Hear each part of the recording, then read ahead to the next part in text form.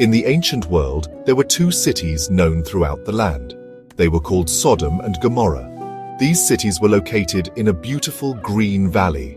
The land was so rich and fertile that it was compared to the Garden of Eden. The Jordan River flowed nearby, making the ground good for farming and raising animals.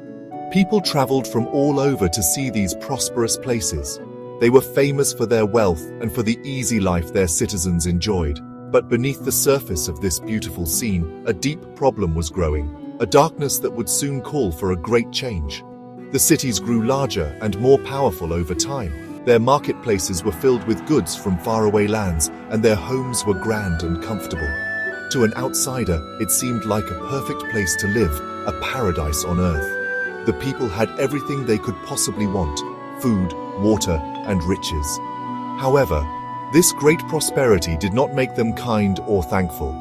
Instead, a sense of pride and selfishness began to fill the hearts of the people who lived there. They started to believe that they were better than others, and that the rules of kindness and hospitality did not apply to them. The problem in Sodom and Gomorrah was not just their wealth. It was how they treated other people, especially strangers and those in need. In a time when hospitality was a sacred duty, the people of these cities were known for their cruelty. They would mock travelers, refuse to help the poor, and take advantage of anyone who was weak. Their hearts had become hard, and they found joy in the suffering of others. This behavior was a deep offense against the very idea of community and compassion, turning their beautiful cities into places of fear and injustice for anyone who was not one of them. This wasn't a secret kept within the city walls.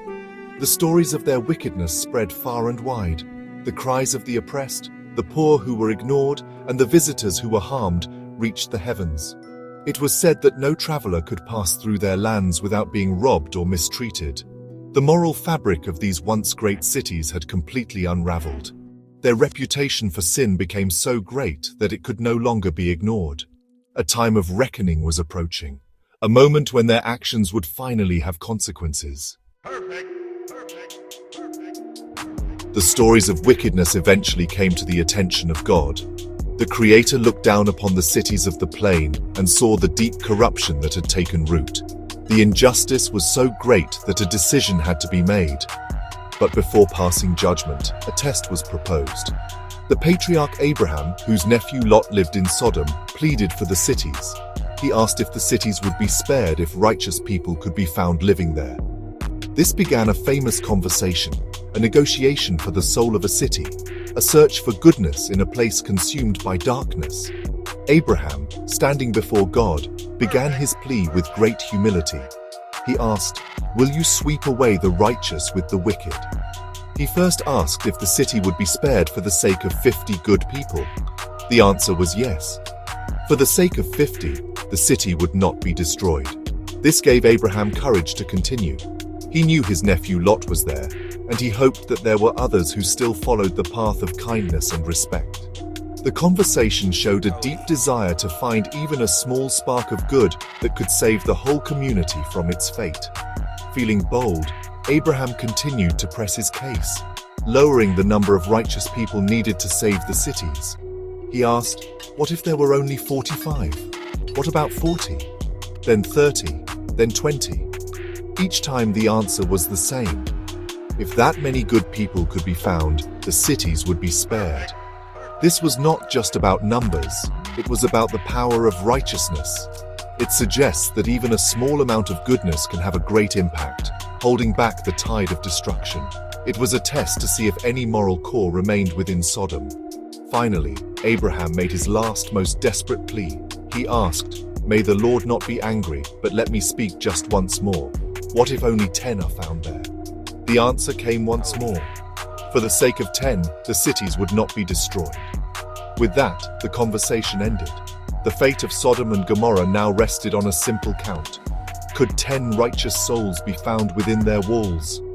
The stage was set for the final act, where messengers would be sent to see for themselves if any goodness was left to find.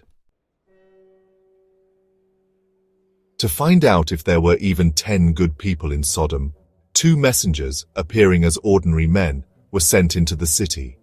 They arrived in the evening and went to the city square. a public place where travelers would often rest.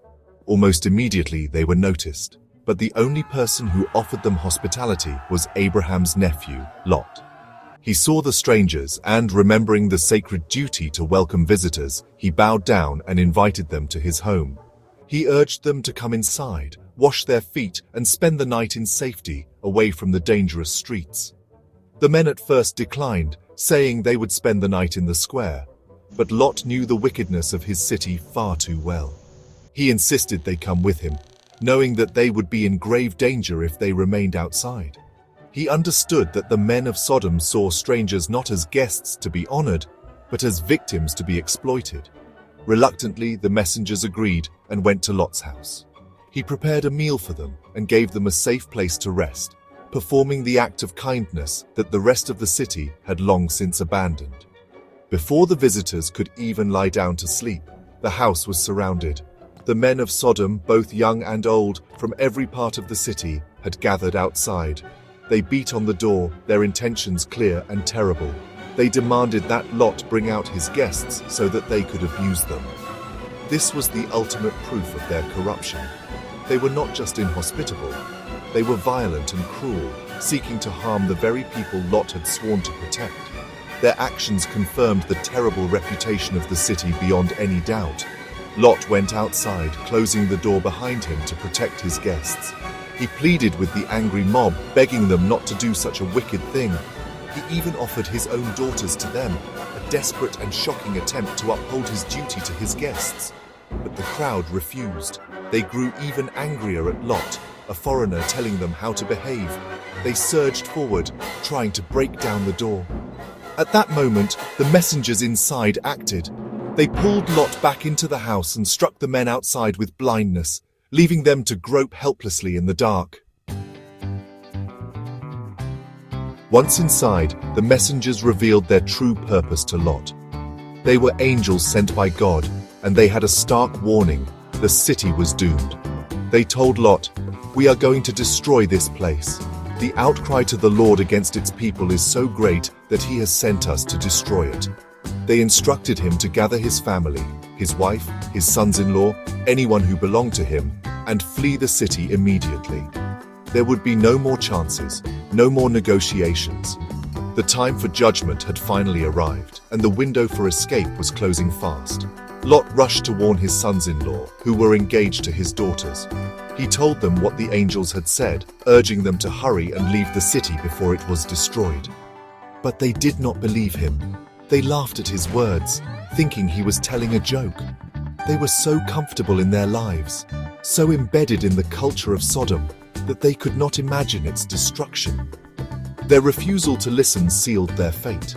They chose to stay with the world they knew, unable to see the danger that was only hours away. As dawn broke, the angels grew urgent. Lot was hesitating, perhaps sorrowful about leaving his home and possessions behind. The angels seized the hands of Lot, his wife, and his 2 daughters, and led them forcibly out of the city. The Lord was being merciful to them. Once they were safely outside, one of the angels gave a final critical command: "Flee for your lives! Don't look back, and don't stop anywhere in the plain. Flee to the mountains, or you will be swept away." The instruction was clear. The past had to be left behind completely. As Lot and his daughters fled, the judgment began. The Lord rained down burning sulfur and fire on Sodom and Gomorrah. The beautiful valley, the grand homes, and all the wicked inhabitants were utterly destroyed. But as they ran, Lot's wife disobeyed the angel's command. She looked back, longing for the home she had left behind. In that instant, she was turned into a pillar of salt, a permanent monument to the danger of clinging to a sinful past. Lot and his daughters made it to the mountains, saved from the destruction, but forever changed by what they had witnessed, carrying a lesson for all time about obedience and the consequences of sin.